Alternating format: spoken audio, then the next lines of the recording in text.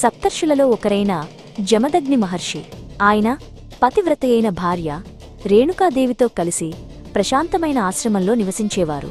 వారి ధర్మబద్ధమైన జీవితానికి మెచ్చి శ్రీమహావిష్ణువు వారికి ఒక కుమారుణ్ణి ప్రసాదించాడు.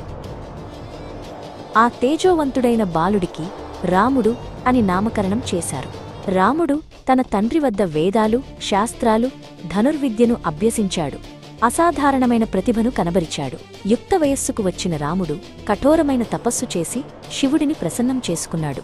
అతని భక్తికి మెచ్చిన శివుడు ప్రత్యక్షమయ్యాడు. శివుడు అతనికి ఒక దివ్యమైన, అభేద్యమైన గొడ్డలిని, పరశువును బహుమతిగా ఇచ్చి, ఈ రోజు నుండి నీవు పరశురాముడిగా ప్రసిద్ధి చెందుతావు అని ఆశీర్వదించాడు.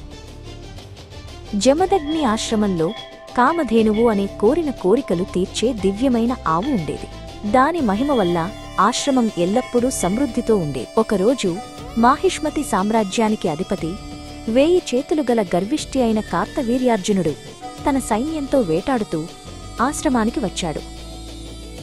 జమదగ్ని మహర్షి కామధేనువు సహాయంతో రాజుకు ఆయన అపారమైన సైన్యానికి క్షణాల్లో షడ్రుచులతో కూడిన విందును ఏర్పాటు చేశాడు. ఆ అద్భుతాన్ని చూసిన రాజు దాని కారణం కామధేనువని గ్రహించాడు. ఆ దివ్యమైన ఆవును తనకు ఇవ్వమని జమదగ్నిని ఆజ్ఞాపించాడు.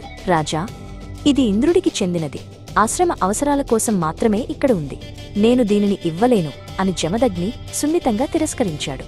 ఆ మాటలకు రాజుకు పట్టరాని కోపం వచ్చింది. ఒక సామాన్య ఋషి నా ఆజ్ఞను ధిక్కరిస్తాడా అని గర్జిస్తూ కామధేనువును బలవంతంగా తీసుకువెళ్లమని తన సైనికులను ఆజ్ఞాపి. ఆ సమయంలో పరశురాముడు ఆశ్రమంలో లేడు. జమదగ్ని మహర్షి ఒంటరిగా రాజు సైన్యాన్ని అడ్డుకోవడానికి ప్రయత్నించాడు. అడ్డువచ్చిన జమదగ్నిని చూసి దుర్మార్గుడైన కార్తవీర్యార్జునుడు క్రూరంగా తన ఖడ్గంతో మహర్షిని వధించాడు. రేణుకాదేవి ఆర్తనాదాలు అరణ్యమంతా ప్రతిధ్వనించాయి.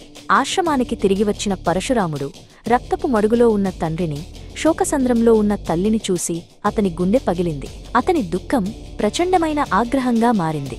నా నిరపరాధి అయిన తండ్రిని చంపిన ఈ అహంకార క్షత్రియ వంశాన్ని 21 సార్లు నిర్మూలిస్తాను అని భీకర ప్రతిన పూనాడు. తన ప్రతీకారం తీర్చుకోవడానికి పరశురాముడు మొదట మాహిష్మతి నగరంపై దాడి చేసి కార్తవీర్యార్జునుడిని యుద్ధానికి ఆహ్వానించాడు. భయంకరమైన యుద్ధంలో పరశురాముడు తన దివ్య పరశువుతో కార్తవీర్యార్జునుడి 1000 చేతులను నరికి చివరకు అతని శిరస్సును ఖండించి సంహరించాడు. తన ప్రతిన ప్రకారం భూమిపై ఉన్న దుష్ట, అహంకారపూరిత క్షత్రియ రాజులందరినీ 21 సార్లు ఓడించి భూమిపై ధర్మాన్ని తిరిగి స్థాపించాడు. అనంతరం సమంతక పంచకం అనే పవిత్ర స్థలంలో తన తండ్రికి శ్రాద్ధకర్మలు నిర్వహించి తన ప్రతీకార చర్యలకు ప్రాయశ్చిత్తం చేసుకున్నాడు. తాను జయించిన సమస్త భూమండలాన్ని కశ్యప మహర్షికి దానమిచ్చి తాను సంపాదించిన దానిపై ఎలాంటి ఆసక్తి లేదని నిరూపించుకున్నాడు. ఆ తరువాత పరశురాముడు మహేంద్ర పర్వతంపైకి వెళ్లి చిరంజీవిగా తపస్సు చేసుకుంటూ ఉండిపోయాడు.